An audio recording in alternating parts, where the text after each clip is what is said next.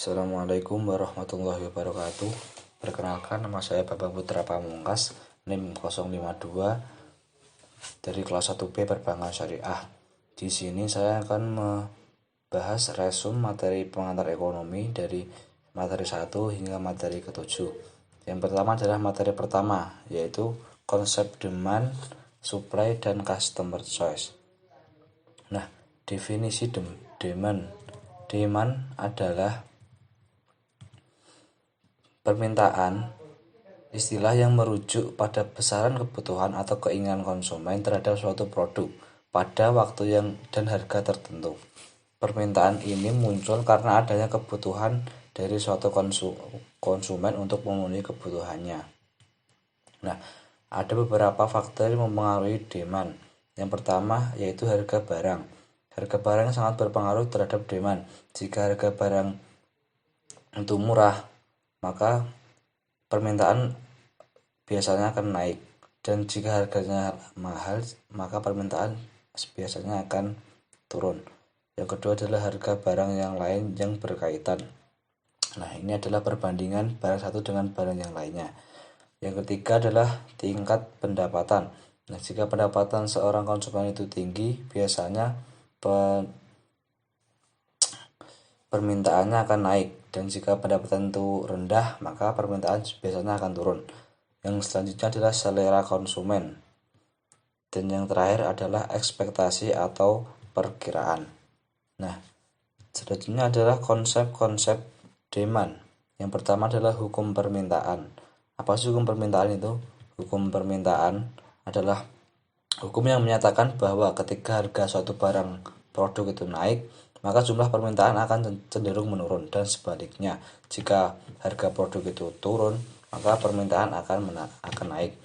Dan yang konsep kedua adalah kurva permintaan. Kurva ini menunjukkan hubungan yang terbalik antara harga dan jumlah permintaan. Ketika harga naik, jumlah permintaan akan menurun, dan begitu pula sebaliknya.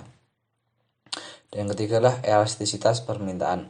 Permintaan dikatakan elastis jika perubahan harga berdampak besar pada jumlah permintaan, sedangkan permintaan dikatakan inelastis jika perubahan harga memiliki dampak kecil pada jumlah permintaan. Contohnya, saat suatu produsen itu memberikan diskon, nah itu jika permintaan konsumen itu naik, maka usaha tersebut bisa disebutkan elastisitas permintaan.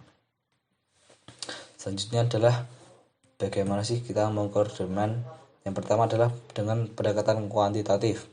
Pendekatan ini melibatkan pengumpulan data dan analisis statistik untuk memahami pola dan tren permintaan produk atau layanan, yaitu mencari tahu tren apa yang sedang terjadi atau yang sedang viral. Yang kedua adalah data dan metode pengumpulan. Pengumpulan data demand dapat dilakukan melalui survei, wawancara, atau pengamatan pasar. Data ini kemudian dianalisis untuk memperoleh informasi yang berguna tentang perilaku permintaan konsumen. Dan yang ketiga adalah analisis permintaan. Dengan memahami analisis permintaan, perusahaan dapat mengambil keputusan yang lebih baik dalam mengelola demand produknya. Nah, ini lebih ke mengetahui permintaan konsumen. Nah, selanjutnya adalah bagaimana sih kita mengelola demand. Yang pertama, kita dapat dengan penentuan harga. Nah, harga harus sesuai dengan produk yang akan dipasarkan. Kemudian adalah pemasaran dan promosi. Dan yang ketiga adalah inovasi produk. Nah, selanjutnya adalah supply. Apa sih supply itu?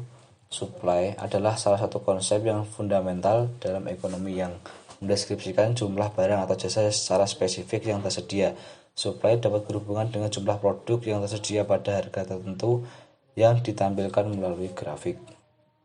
Nah, faktor-faktor yang mempengaruhi supply yaitu keinginan produsen dalam menyediakan produk. Yang kedua adalah persediaan produk di gudang. Nah, jika produk di gudang itu menipis, otomatis produsen akan memberikan supply yang lebih. Yang ketiga adalah kemampuan menjual produk. Jika penjualan produk itu meningkat, otomatis supply akan juga meningkat. Selanjutnya adalah customer choice. Customer choice adalah pilihan konsumen atau dasar untuk mengetahui bagaimana konsumen memilih atau membuat keputusan barang atau jasa yang akan dibeli. Nah, ada dua pendekatan untuk mengetahui customer choice. Yang pertama adalah pendekatan kardinal. Pendekatan kardinal adalah menganggap bahwa kepuasan seseorang bisa diukur secara kuantitatif. Contohnya, pada saat makan nasi, piring pertama tingkat kepuasan lebih tinggi daripada piring kedua, ketiga, dan seterusnya. Nah, yang kedua adalah pendekatan ordinal.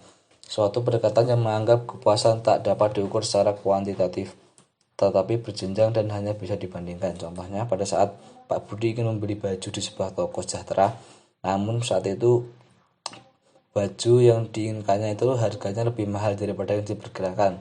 Tetapi Pak Budi tetap membeli baju tersebut karena Pak Budi mengutamakan kepuasan dari membeli baju tersebut.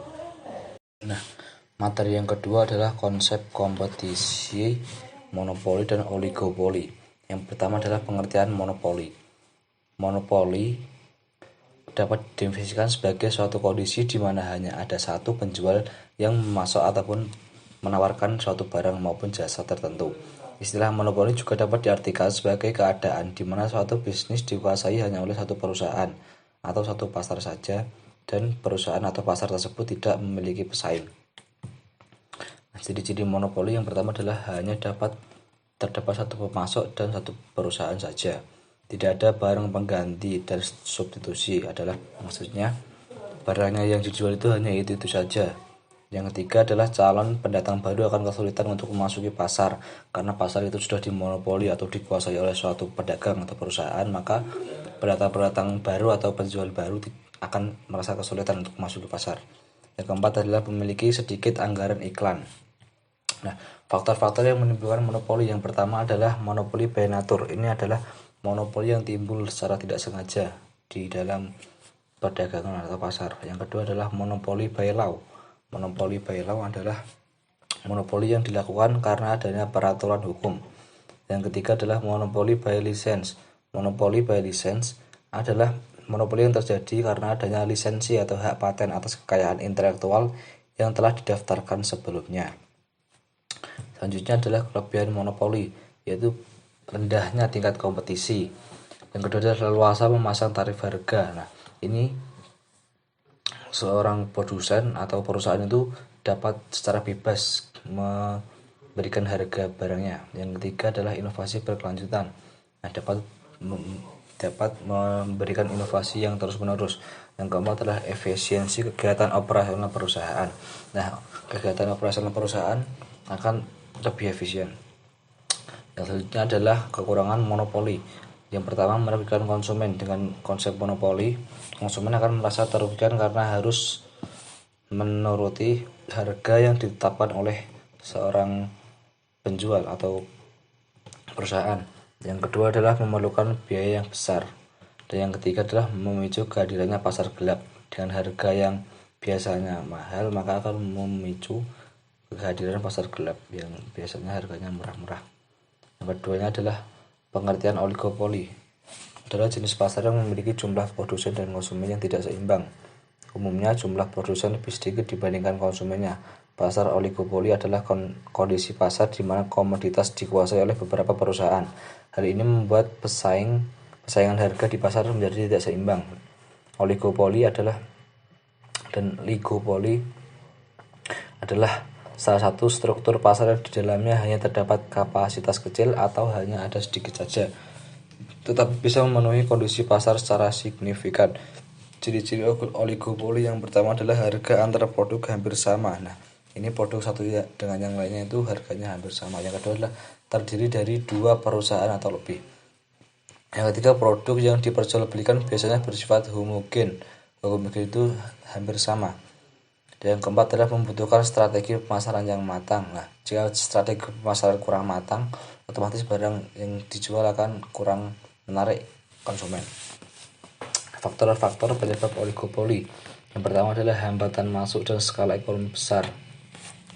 Yang kedua adalah kontrol terhadap sumber daya penting dan independensi, yaitu mengontrol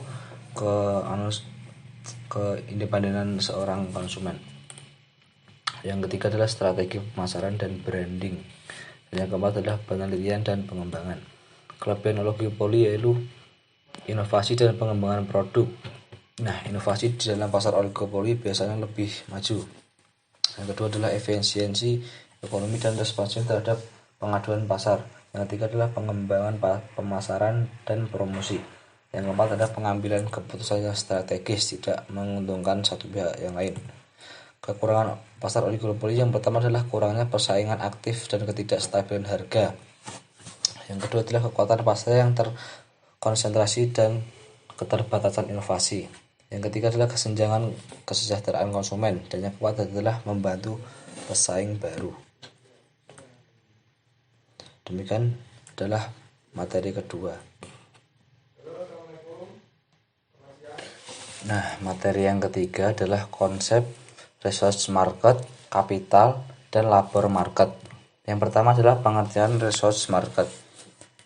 Pasar sumber daya atau resource market adalah pasar untuk pertukaran tenaga kerja, modal keuangan, atau bahan mentah. Banyak manajer personalia perlu memasuki pasar sumber daya pekerjaan daripada mempromosikan diri dalam perusahaan untuk mendapatkan karyawan yang berkualitas selama masa ekspansi bisnis besar.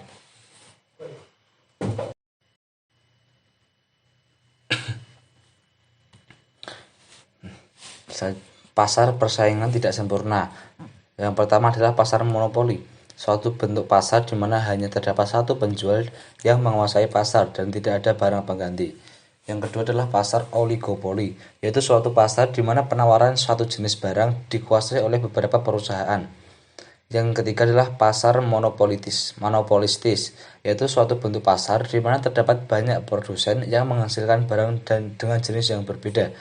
Yang keempat adalah pasar oligosponi, yaitu suatu kondisi pasar di mana terdapat beberapa pembeli. Masing-masing pembeli mempunyai peran cukup besar untuk mempengaruhi harga barang yang dibelinya. Yang selanjutnya adalah pasar persaingan sempurna.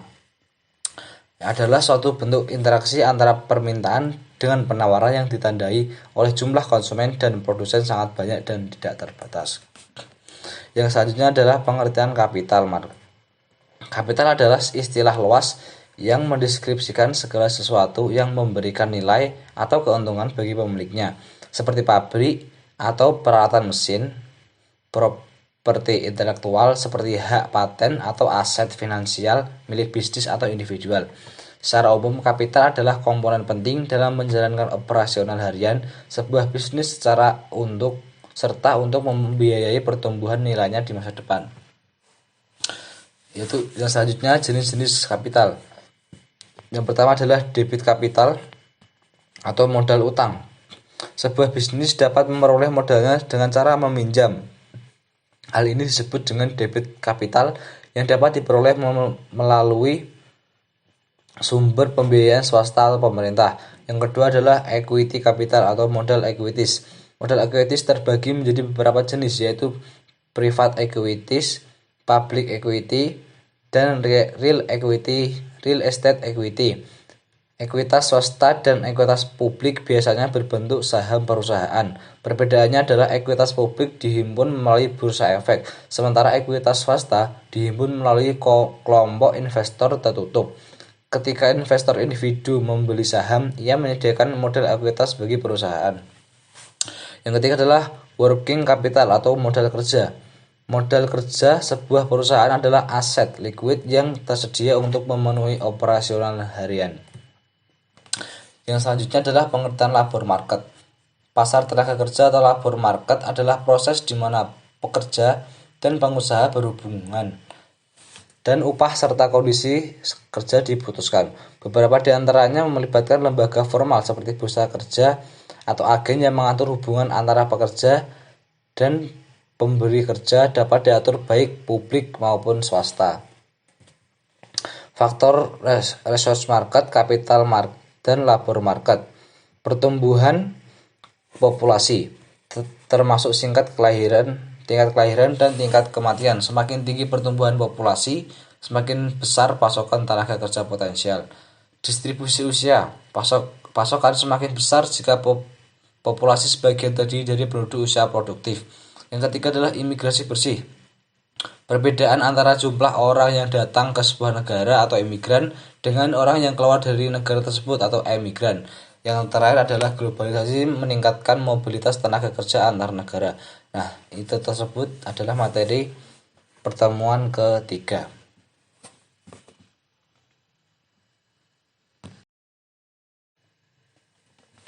Nah, materi keempat adalah regulasi ekonomi dan antitrust polisi.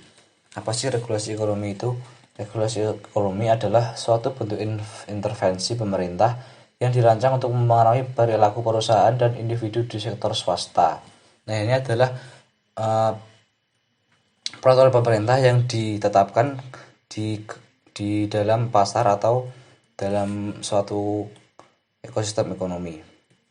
Nah, tujuan regulasi ekonomi itu menciptakan pasar yang sehat dan adil, melindungi konsumen dan produsen, mencegah monopoli, dan mendorong pertumbuhan ekonomi yang berkelanjutan.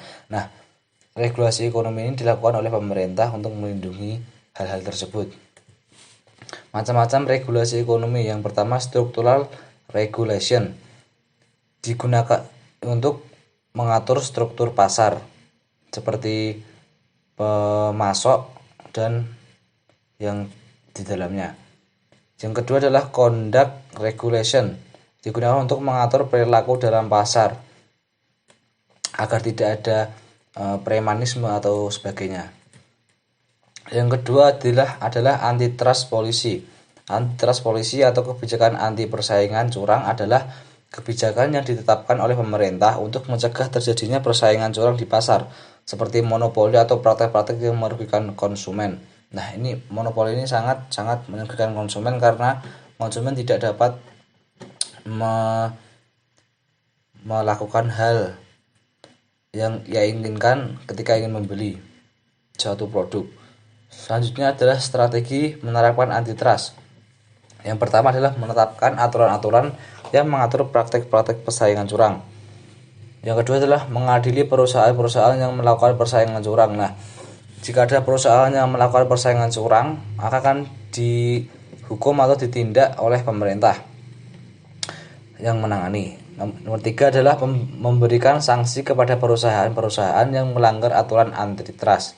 Yang keempat, menyediakan mekanisme penyelesaian sengketa antar perusahaan. Nah, jika ada sengketa antara perusahaan, nah itu tentang wilayah kekuasaan atau bagaimana, itu dapat diselesaikan melalui mekanisme yang ditetapkan oleh pemerintah.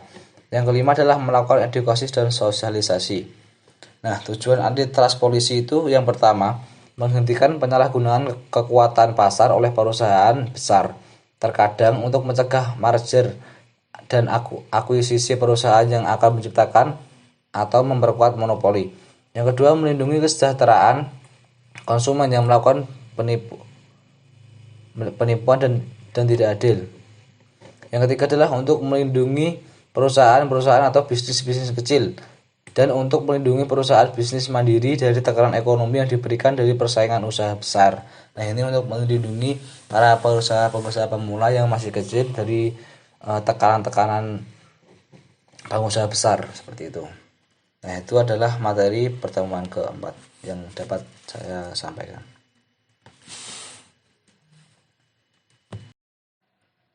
Nah, selanjutnya adalah materi kelima, yaitu konsep produksi, distribusi, dan pemasaran.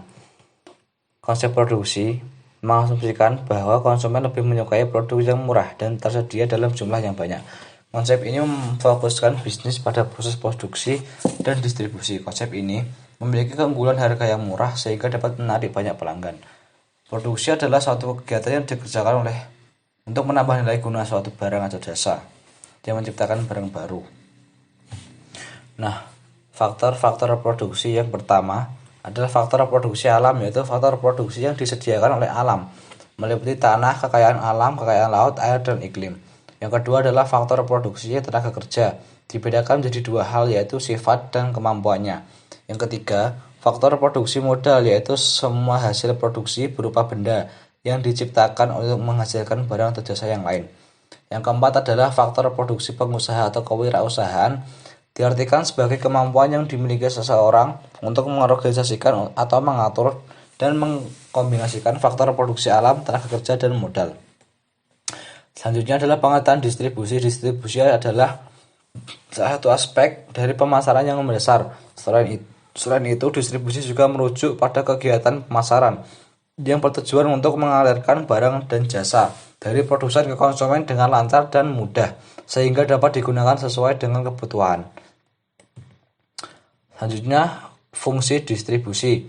Yang pertama, sebagai media transportasi antara barang produksi dan pembeli. Yang kedua, sebagai media penjualan produsen dengan pembeli. Yang ketiga, sebagai media pembelian barang antara pembeli dan produsen. Yang keempat, sebagai media penyimpanan atau pengepakan barang dari produsen yang ingin dijual. Yang kelima, menyeleksi barang hasil produksi yang layak diperjualbelikan. Dan yang terakhir adalah memberi informasi kepada konsumen tentang ketersediaan barang produksi. Nah, selanjutnya adalah pemasaran. Sebagai usaha untuk menyediakan dan menyampaikan barang dan jasa kepada orang-orang yang tepat, pada tempat dan waktu serta harga yang tepat pula, dengan promosi dan komunikasi yang tepat juga. Pengertian tersebut menyatakan pemasaran sebagai kegiatan manusia yang diarahkan untuk memenuhi dan memuaskan kebutuhan dan keinginan melalui proses pertukaran. Fungsi-fungsi pemasaran. Yang pertama, fungsi pertukaran. Dengan adanya pemasaran, pembeli dapat membeli produk dari produsen, baik dengan menukar uang dengan produk maupun menukar produk dengan produk atau barter.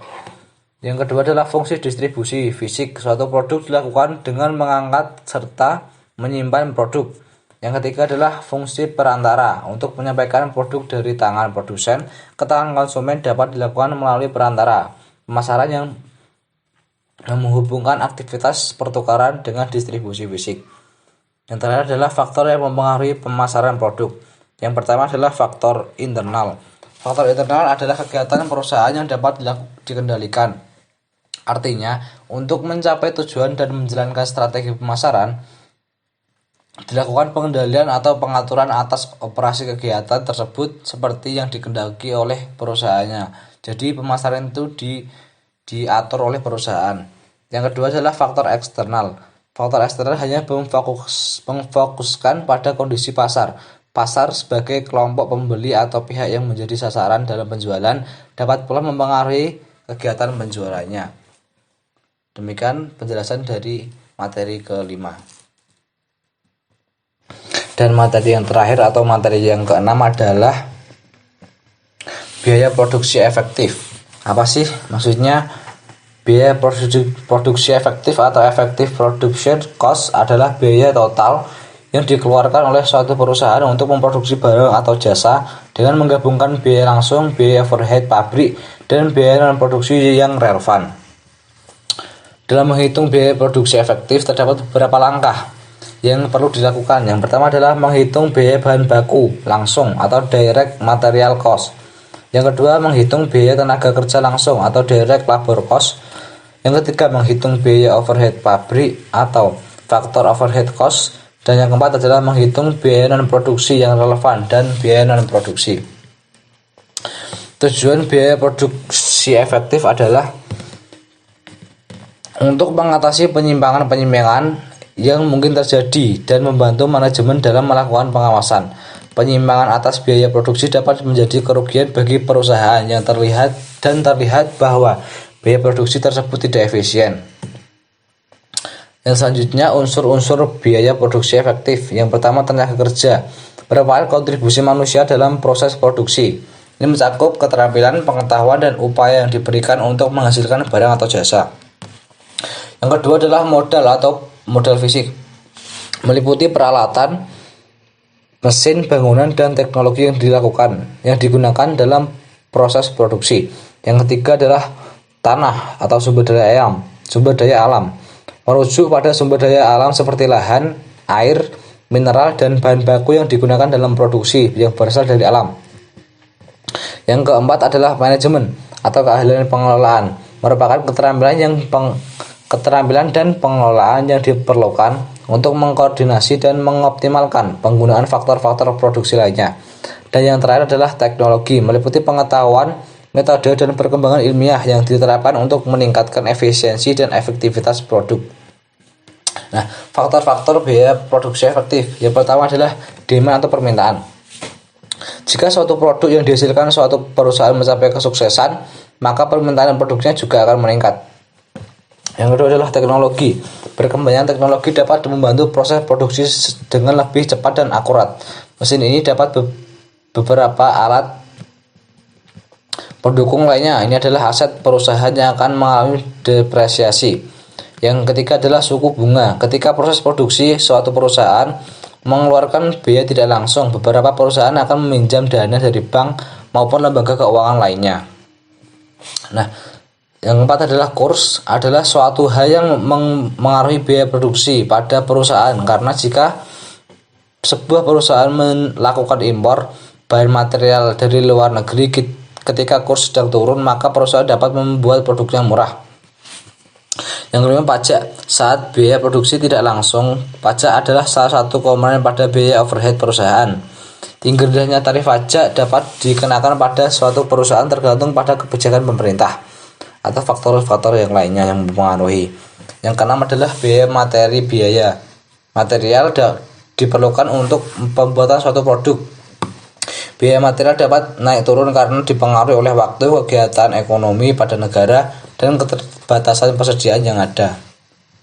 Dan yang terakhir adalah cara mengoptimalkan biaya produksi efektif. Yang pertama adalah rencana kebutuhan bahan baku. Nah, bahan baku yang akan dilakukan untuk membuat produk tersebut itu harus direncanakan terlebih dahulu agar tidak terjadinya pembengkakan. Yang kedua adalah gunakan bahan baku dengan bijak, tidak membuang-buang bahan baku atau pemborosan. Yang ketiga, menekan biaya overhead. Dan keempat, peralatan produksi. Yang kelima, olah tenaga kerja. Yang keenam, menentukan biaya produksi. Yang ketujuh, menurunkan jumlah produksi. Yang kedelapan, menurunkan nilai investasi. Yang kesembilan, mengubah kebiasaan. Dan yang kesepuluh, cuma 9. Nah, mungkin cukup itu saja yang dapat saya sampaikan. Banyaknya kesalahan dari saya mohon maaf. Wassalamualaikum warahmatullahi wabarakatuh.